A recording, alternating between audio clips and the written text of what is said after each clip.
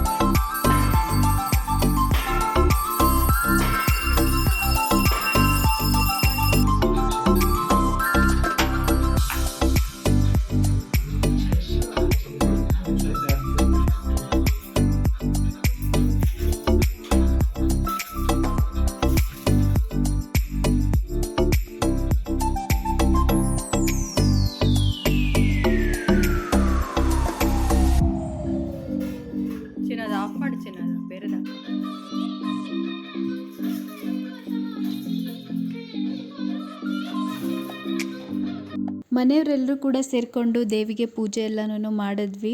ಮಕ್ಕಳು ಕೂಡ ಬಂದು ಪೂಜೆ ಎಲ್ಲನೂ ಮಾಡಿದ್ರು. ಮಕ್ಕಳಂತೂ ಹಿಂದಿನ ದಿನ ನಾವು ಪ್ರಿಪ್ರೇಷನ್ ಮಾಡ್ಕೊಬೇಕಾದ್ರೂ ಅಷ್ಟೇ ಇಡೀ ರಾತ್ರಿ ಅವರು ಕೂಡ ಎದ್ದಿದ್ದು ಹೆಲ್ಪ್ನ ಮಾಡಿದ್ದಾರೆ.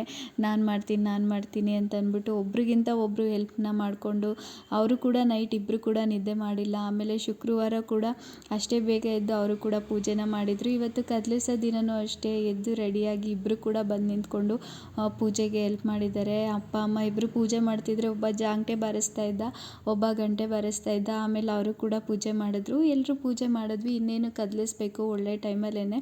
ಸೊ ಹಾಗಾಗಿ ಫಸ್ಟು ಮೊದಲಿಗೆ ಅರಿಶಿನ ಕುಂಕುಮ ಎಲ್ಲ ಕೊಡೋಣ ಲಕ್ಷ್ಮಿಗೆ ಅಂತ ಅಂದ್ಬಿಟ್ಟು ಇಲ್ಲಿ ಅಮ್ಮ, ಅಕ್ಕ, ನಾನು 3 ಜನ ಅರಿಶಿನ ಕುಂಕುಮನ ಇಡ್ತಾ ಇದ್ದೀವಿ ಲಕ್ಷ್ಮಿಗೆ.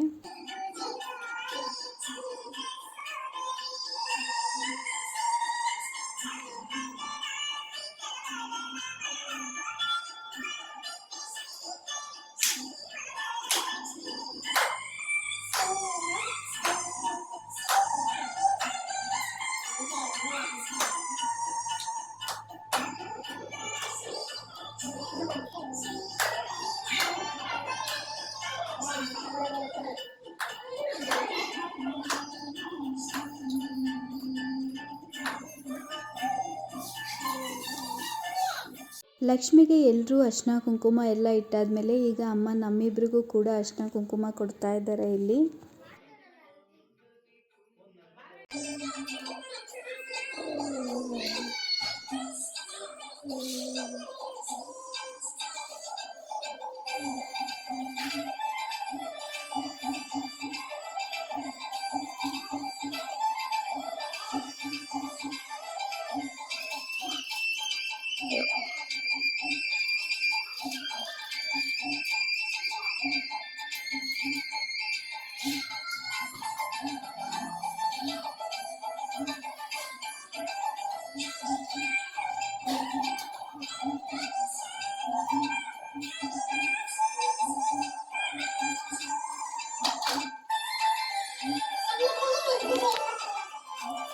ಅಕ್ಷತೆ ಎಲ್ಲವೂ ನೋಡಿ ತಗೊಂಡ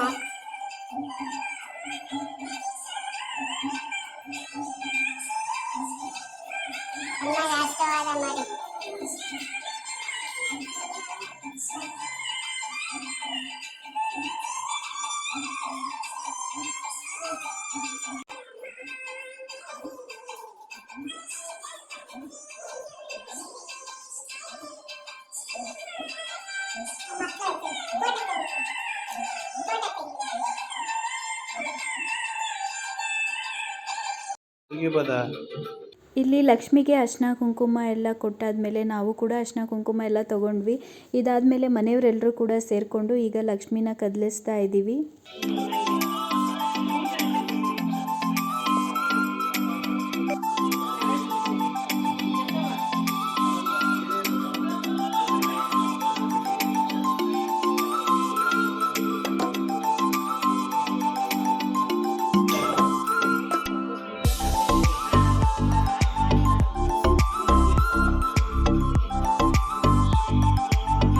ಲಕ್ಷ್ಮಿನ ಕದಲಿಸಾದ್ಮೇಲೆ ಲಕ್ಷ್ಮಿಗೆ ಉಡಿಸಿರೋ ಸೀರೆ ಆಗಲಿ ಅಥವಾ ಒಡವೆನಾಗಲಿ ಹಾಗೆ ಎತ್ತಿಡಬಾರ್ದು.